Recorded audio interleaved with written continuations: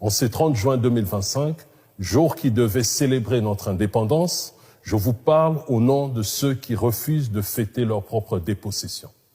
Je ne m'adresse pas à vous comme un opposant, mais comme un fils revenu défendre la maison de ses pères.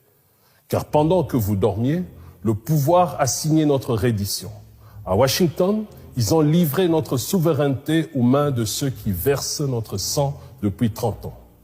Ils appellent cela un accord de paix, mais c'est un acte de capitulation.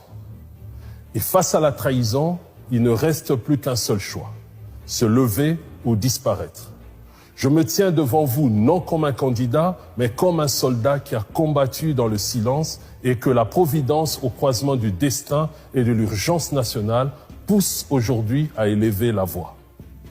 À vous, Monsieur Tshisekedi, président de la République, l'histoire vous regarde et elle ne vous pardonnera pas, car ce n'est plus seulement l'espoir d'un peuple que vous avez trahi, mais la souveraineté même de la République. Le 27 juin 2025, à Washington, vous avez scellé l'abandon du Congo. Vous avez offert nos terres, blanchi notre agresseur et sacrifié la mémoire de nos morts sur l'autel de vos intérêts. Vous avez pactisé avec ceux qui ont détruit nos villages, violé nos femmes, déplacé nos populations, pillé nos minerais. Et vous appelez ça la paix? Non, Monsieur Tshisekedi, ce n'est pas la paix, c'est la capitulation. Puisque vous avez fait le choix de la servitude volontaire, alors je vous le dis sans haine, mais avec la gravité d'un homme qui a juré fidélité à la patrie. Il ne vous reste qu'une seule sortie honorable, celle de la dignité. Et cette sortie se résume en un seul mot, quittez, quittez, quittez avant qu'il ne soit trop tard. Car si vous vous entêtez, le peuple se lèvera, avec ou sans moi, poussé par la force des événements. Et cette fois, il ne sera pas seul, il sera accompagné. Vos services le savent, vos gardes le sentent et l'histoire l'écrira.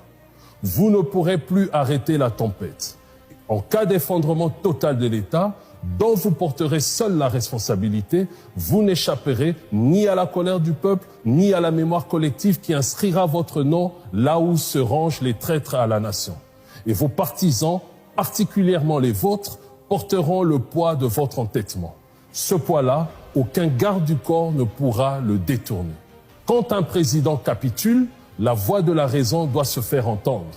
Non pour prendre sa place, mais pour relever le drapeau.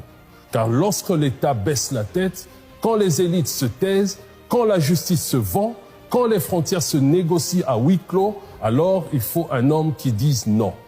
Je n'ai ni